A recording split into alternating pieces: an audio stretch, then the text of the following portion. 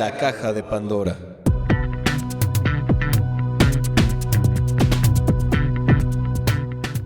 Bienvenidos a una transmisión más de su programa La Caja de Pandora, el cual es producido por la Facultad de Psicología y transmitido por Radio Nicolaita en 1370 de AM y en el 104.3 de FM.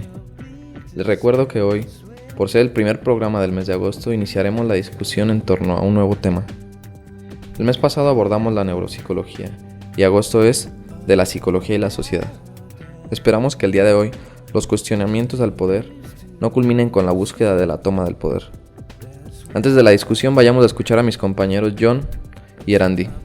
John nos preparó algo acerca de León Trotsky y su asilo en México, y Erandi nos hablará algo sobre la importante figura del Petamuti y su relación con la palabra.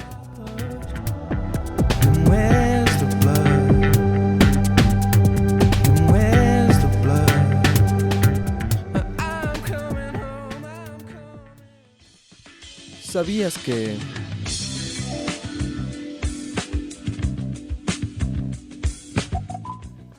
el muralista David Alfaro Siqueiros intentó asesinar a León Trotsky? Diciembre de 1936. El barco petrolero Ruth arribaría a México con una carga pesada. Lev Davidovich Bronstein, mejor conocido como León Trotsky, el revolucionario incansable que desde 1929 había sido expulsado del Partido Comunista y de la URSS, tachado como traidor. Deambuló por exilios en Turquía, Francia y Noruega, países que le negaron el asilo para evitar conflictos con el poderoso Stalin. Consciente de esta problemática, Octavio Fernández, junto con Diego Rivera, gestionaron el asilo político de Trotsky en México. Solo tuvieron que pasar 5 minutos para que el general Lázaro Cárdenas del Río diera una respuesta aceptable. Pero ¿por qué el general Cárdenas decidió dar una respuesta favorable a dicha petición? El mismo Trotsky lo respondió: Cárdenas me dio asilo no porque esté de acuerdo con mis ideas, sino porque está de acuerdo con las suyas propias, que son ideas democráticas, revolucionarias y de izquierda, que incluyen los derechos de los seres humanos, la libertad y el apoyo a los revolucionarios. Sin embargo, toda la familia de León Trotsky fue exterminada por la dictadura stalinista. Ya instalado en México, sufrió 2 atentados. Uno fue el 24 de mayo, cuando en plena noche irrumpieron en la casa de Trotsky 20 stalinistas dirigidos por Alfaro Siqueiros, con la orden expresa de asesinarlo. En esta ocasión fallaron. En cambio, 3 meses después, en agosto de 1940, mediante Jackson, y cuyo nombre real era Ramón Mercader, logró penetrar a la casa de Trotsky y lo asesinó. Unas de sus últimas palabras fueron: Natasha, te amo.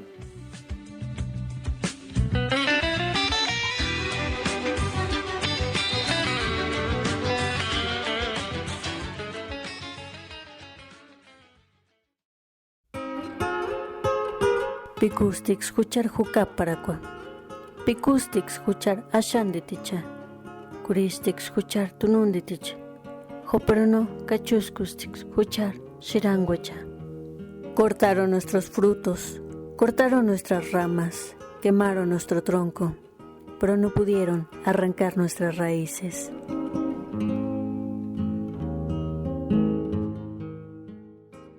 Hablamos hoy de otra figura relevante, el Petamuti, el sacerdote. En realidad puede traducirse como el que pronuncia la palabra, el que habla o tiene la fuerza de la palabra. Entre sus funciones era el preservar a través de la palabra las virtudes propias del pueblo, Cashumbecua, Anchicuaricua, Eratzicua, Jacajcucua, Poremperacua, y sobre todo el servicio de llevar leña a los altares de la divinidad como ofrenda para que ardiera en ellos. El Petamuti es el símbolo de la palabra en sí. Posee en consecuencia toda la autoridad para hacer el uso de la voz ante el pueblo. Con ella guía al pueblo, dirige al gobernante, transmite la tradición, narra la historia, juzga, condena y absuelve. Es la palabra en la vida de los que integran la totalidad de los pueblos purépecha, la Irechacua o la Gran Casa.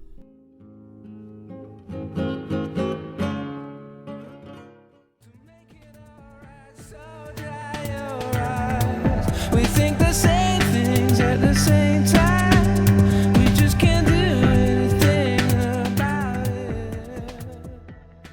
Gracias John y gracias Randy. Vayamos ahora a escuchar a Galilea hablándonos de discapacidad y de SIDA y a sentir con Wagner.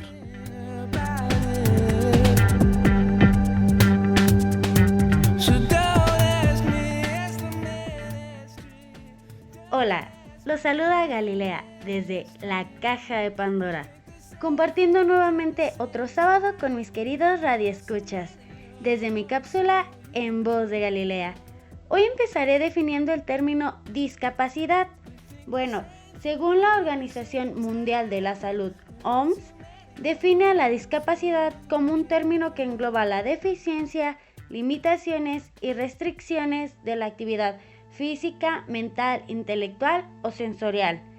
Estas personas se encuentran particularmente vulnerables a las deficiencias que presentan ciertos servicios de prevención, apoyo y tratamiento de enfermedades de transmisión sexual, pues se continúa pensando erróneamente que las personas con discapacidad no son sexualmente activas, hasta se llega a pensar que carecen de sexualidad alguna.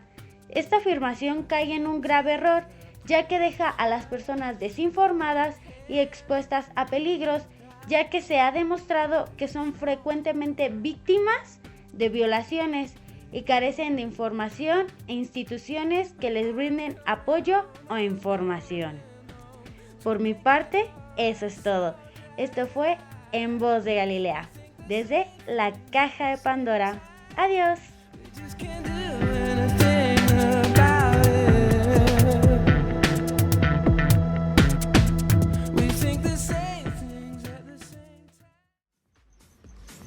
La psicología se involucra con mis composiciones en la medida que toco más partes de mí que no sabía que existían, pues no son historias sino más bien ambientes, y quizá ahí se pueda sentir más que pensar.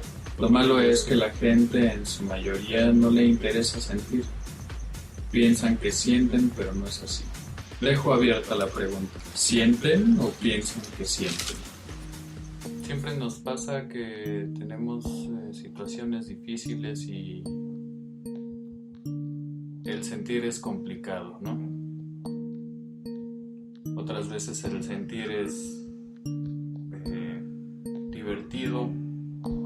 Hay muchas formas de sentir.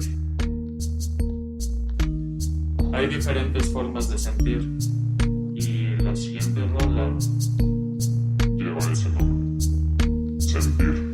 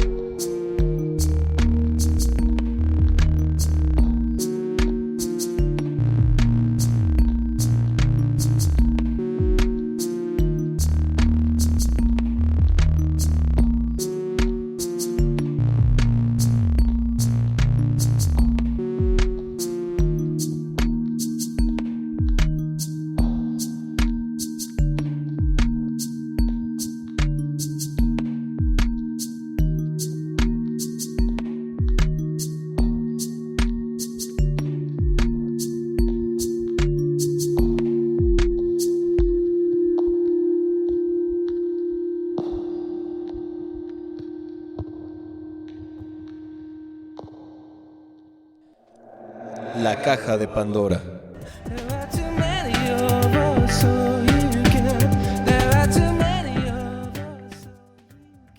Ahora bien, es momento del diálogo. Les recuerdo que este mes daremos inicio al tema Psicología y Sociedad. Este programa en particular abordaremos el papel de la psicología en la sociedad. John, ¿te gustaría hablarnos un poco acerca de la historia de la sociedad? Sí, buenas tardes. Yo comenzaría con, como lo dice Gil, con algo de historia. Si recordamos, para los griegos, la sociedad era muy importante. Incluso toda la filosofía de Aristóteles, de Platón, de Sócrates, pues se basaba en la polis. Para ellos el individuo no era nada si no estaba dentro de la polis. Sin embargo, cuando se muere Alejandro Magno y se acaba todo este imperio que tenía, pues hay como una crisis en la polis y se va más como a lo individual. Y ya su filosofía no da respuestas a muchos problemas que había. Y empieza los filósofos a dejar a un lado la sociedad y basarse más en lo individual, como Epicuro, como los estoicos, que incluso se van de la ciudad, se van de la polis y fundan hasta su jardín, ¿no? Y ahí en su jardín pues eran autónomos ellos de la polis. Al transcurrir los años, pues ha venido suscitando una discusión sobre la sociedad o el individuo, y más en la psicología, qué es más importante o en dónde podemos ahondar más en los fenómenos que la psicología se quiere explicar, si desde lo individual o lo social. Y por eso el día de hoy vamos a discutir algo sobre eso. Creo que podemos señalar varias transformaciones en la historia y que nos implican, que han moldeado nuestra sociedad. Ya señalaba John algunas características y creo que el cristianismo también juega un papel importante. Podemos decir que la cultura griega impregnó mucho de nuestra cultura. Por ejemplo, lo del conócete a ti mismo es algo que a los psicólogos les encanta y que ha impregnado mucho la filosofía y la psicología. Y la cultura occidental, ¿no? En general. O sea, la filosofía griega ha impregnado mucho en el cristianismo y lamentablemente los psicólogos, no digo que todos, tienen a veces pues un conocimiento muy escaso sobre la filosofía, que en otro mes abordaremos eso.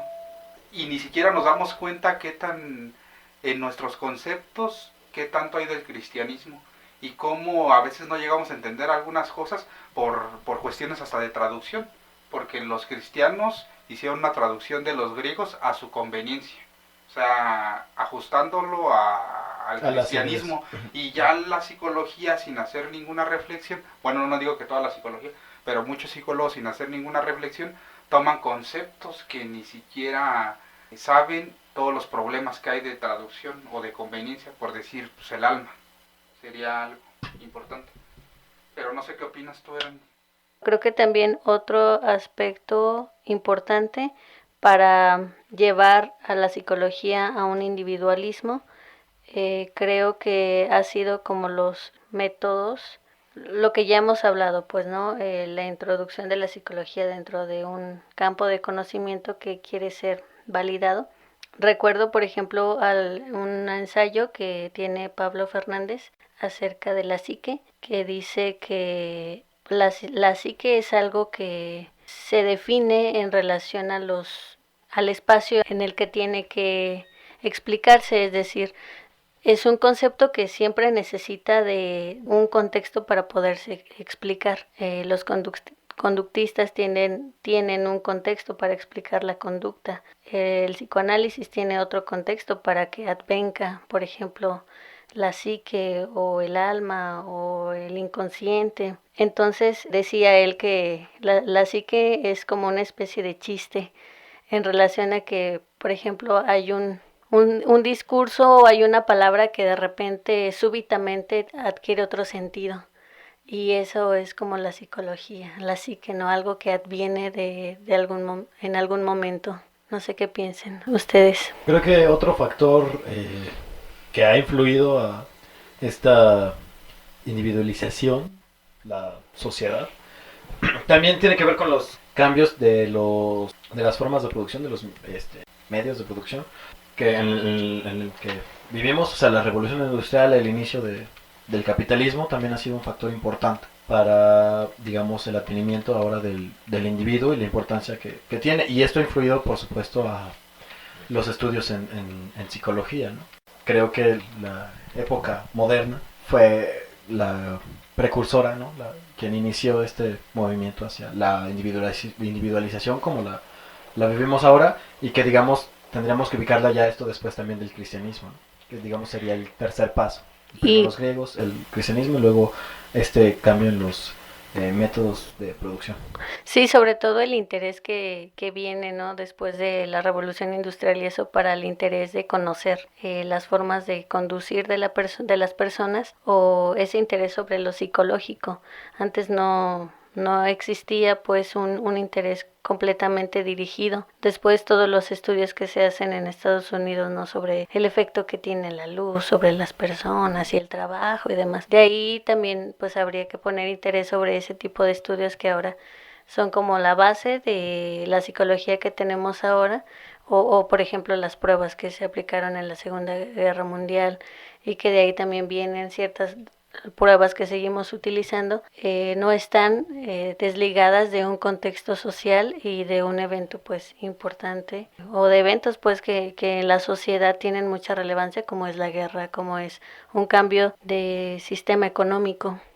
Sí, creo que estamos hablando de las características muy generales de la sociedad, porque las relaciones de producción que señalabas, Fer, también implican una globalización, pero en la cual no todos ocupan el mismo papel. También cabría señalar que aquí México es un país tercermundista, vecino de Estados Unidos, y eso tiene ciertas implicaciones.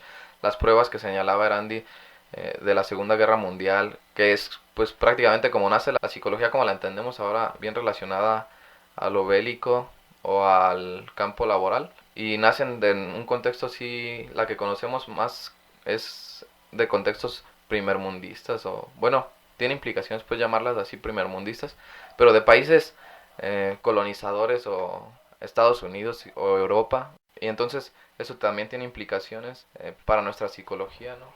Sí, pensemos por ejemplo porque no hay estudios de la India, ¿no? O porque no hay, o no conocemos por lo menos institucionalmente algún autor que hable de una psicología en la India, ¿no? Que tienen como múltiples dioses y obedecen a otras complejidad, y el psiquismo obviamente ahí pues es diferente, no conocemos como lo más que nos une aparentemente, porque son como autores. A Freud lo conocen en todas las facultades de psicología, ¿no? Pero no sé, no leemos otra cosa que nos pueda dar cuenta también de la psicología, literatura o cosas que puedan dar más cuenta de cómo las personas viven o sienten o piensan.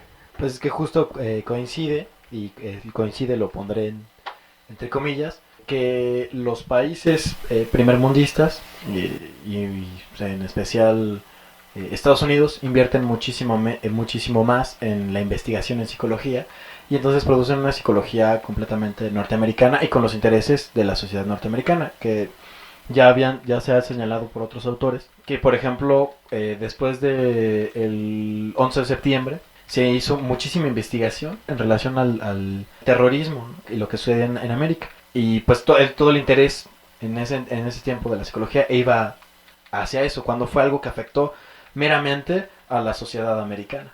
Sí, creo que también aquí, de lo que decía Randy con respecto a los estudios de la India y sus múltiples dioses, muchas veces nos enseñan en psicología que probablemente eso no vale la pena estudiarse, o que al estudiar al individuo aislado de la sociedad es algo más objetivo, porque lo tenemos en un cuarto, porque supuestamente estamos cuidando algunas variables que pueden afectar su comportamiento. O sea, nosotros tenemos todo bajo control y podemos de ese modo explicar la conducta de este individuo, porque tenemos nuestro laboratorio y la temperatura a un tal grado, la luz, todos los estímulos los estamos controlando nosotros sin que intervenga ninguna variable extraña.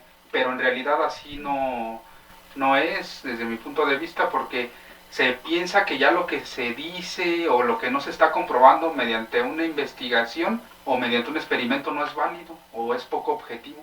Pero por decir, veamos todos los filósofos, o bueno, la mayoría, ¿cuándo hizo algún experimento? O sea, era por reflexiones que ellos hacían y que realmente tomaban en cuenta la sociedad y veían cómo se comportaban, cuáles eran los procesos o cuáles eran los fenómenos que en ese momento estaban ocurriendo, sin hacer una comprobación empírica, se podría decir, y que todo este tipo de pensamiento pues está permeado o permea la psicología. Bueno, creo que sería importante limitar a la sociedad que hemos ya señalado como una sociedad moderna, occidental, en un país tercermundista con ciertas características donde la gente, sus mayores preocupaciones pues es vivir al día, donde no hay esa polis que ya comentaba John, donde queda reducida a un voto cada 6 años o incluso menos. Pues no sé, en este contexto cristiano, lleno de los medios de comunicación, con ciertos modos de producción, ¿en qué papel juega la psicología o en dónde se sitúa ahí la psicología? Podríamos hablar de Estados Unidos y así, pero aquí en México como... Pues yo creo que el papel que juega la psicología aquí en México es para importar la cultura de otros países, las ideas, la ideología de otros países y de estos países primermundistas como América, bueno, Norteamérica y Europa. Traer su cultura, sus preocupaciones, su forma de vida, traerlo a México y bueno, para empezar se traen un concepto que no fue fabricado aquí y que más bien aquí viene a fabricar una realidad. Sí, y creo que se puede ver, por ejemplo, cuáles son las mayores preocupaciones de esos países, pues el consumo. Y entonces, pues para que ellos puedan consumir, nuestra preocupación mayor debe ser la producción en muchos sentidos. O también el consumo de sus marcas para que ellos tengan recursos para consumir nuestros productos baratos. Pues sí, creo que implica todo esto. Creo que eso se puede ver si en algún momento de sus aplicaciones dentro de sus clases de psicología en la facultad o para los que no son estudiantes, pues que les toque asistir a algún taller o algún curso, generalmente en pueblos que no son la ciudad de Morelia o ciudades muy específicas de Michoacán, podrán darse cuenta cómo a veces el discurso del psicólogo llega para mejorar ciertas habilidades, ¿no? Ciertos conceptos que en la psicología, por ejemplo, habilidades sociales, mejor comunicación entre los hijos y los papás, y se arma todo un proyecto y un taller, y de repente pues hay como un choque entre la gente que asiste y el discurso del psicólogo, porque podría escucharse muy bonito y tener muy buena propuesta, a lo mejor se llega a reflexionar, pero las condiciones sociales rebasan a veces los objetivos que podría tener la psicología, es decir, se le pide que tenga mejor comunicación entre familia y que tenga mayor tiempo de calidad, por ejemplo, y los papás a lo mejor no tienen el tiempo en realidad porque tienen que trabajar y tienen que cubrir otra necesidad completamente distinta a lo que en el discurso de la psicología se entendería como una buena vida o como tener una calidad de vida, ¿no? Entonces yo creo que ahí es uno de los pequeños detalles en los que a veces la psicología tendría que de nuevo replantearse, entonces cuál es su papel. Bueno, y pues por ahora el tiempo se ha agotado. El día de hoy pudimos abordar apenas un pequeño esbozo del papel que juega la psicología en la sociedad y sobre todo nos concentramos en este aspecto de la importación de valores de otras culturas, de otras sociedades al país.